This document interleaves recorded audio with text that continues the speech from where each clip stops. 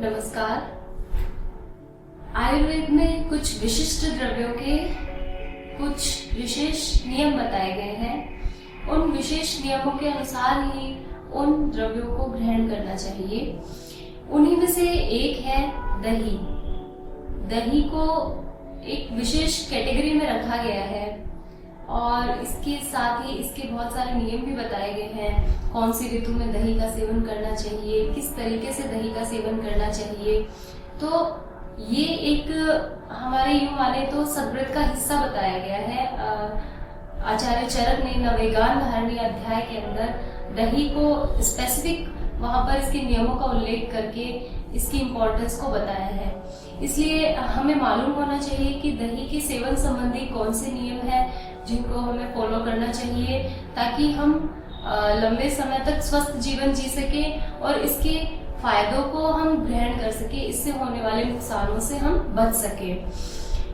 तो आचार्य चरक कहते हैं कि न नक्तम दधि भुंजीत, मतलब रात्रि में दही का सेवन सर्वथा निषेध बताया गया है। दही बेसिकली अभिसंधि गुणों से युक्त वहां पर बताया गया है। अभिसंधि मीन्स स्रोतस में अवरोध करना, यानी कि बॉडी के चैनल्स को क्लॉग करने की इसमें क्षमता होती है, इसलिए इसको अभिसंधि गुणों से युक्त या स्रोत अवरोध जनक इसको वहां पर बताया गया है। तो ये बॉडी के चैनल्स को बंद करके बहुत सारे बीमारियों को उत्पन्न करता है। तो दही के लिए कहा गया है इसलिए कि रात्रि में दही का सेवन नहीं करना चाहिए। आगे आचार्य चरक कहते हैं कि दही को बिना घी और शर्करा यानी चीनी के नहीं खाना चाहिए। यहाँ व्हाइट शुगर नहीं ली जाती है, शर्करा में गुड़ की निर्मित शक्कर को यहाँ लिया जाता है।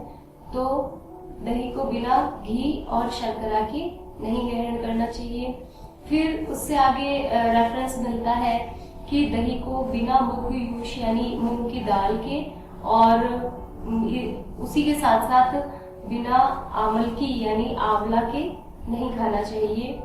दही को कभी भी गर्म नहीं करना चाहिए, कभी उष्ण नहीं करना चाहिए उसको, क्योंकि वो स्वयं उष्ण और अभिसंधि होता है। तो इसलिए दही को कभी भी उष्ण करके या गर्म करके नहीं खाना चाहिए। और दूसरा बोला गया है कि दही को शौद्र मिलाकर यानी कि शहद मिलाकर भी लिया जा सकता है। तो किन किन चीजों के साथ निषेध बताया गया है वो है रात्रि में दही नहीं खाना चाहिए, दही को उष्ण करके नहीं खाना चाहिए।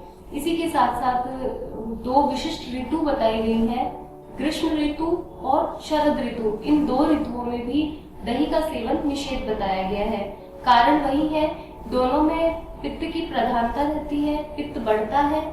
तो दोनों ऋतुओं के अंदर चूंकि दही जो है वो उष्ण गुणों से युक्त है, उष्ण एवं अभिसंधि है, इसलिए ग्रीष्म ऋतु और शरद ऋतु में दही का सेवन नहीं करना चाहिए। रात्रि में दही का सेवन नहीं करना चाहिए। बिना मुगयुष के, बिना आमलकी के, घृत और शर्करा के बिना दही का सेवन नहीं करना चाहिए। शहद मिलाकर ही दही का सेवन करना चाहिए। तो ये दही के बारे में कुछ बातें हमारे शास्त्रों में कही गई हैं। इनको फॉलो करने से हम उसमें मौजूद गुणों को अपने अंदर ले सकते हैं। यदि दही संबंधी नियमों का पालन नहीं किया जाता है तो जाने अनजाने हम रक्तज और पित्तज विकारों से ग्रसित हो जाते हैं। तो वहाँ संहिताओं में उन विकारों का भी उल्लेख किया गया है, जैसे कि रक्त पित्त और कामला, ज्वर, इन सब और विसर। तो मेनली रक्तज और पित्तज डिसऑर्डर्स जो कि स्किन डिसऑर्डर्स को यहाँ इंगित करते हैं, इंडिकेट करते हैं, उनसे हम जाने अनजाने ग्रसित हो जाते हैं। इसलिए दही के सेवन संबंधी नियमों को जान करके हम इन विकारों से बच सकते हैं।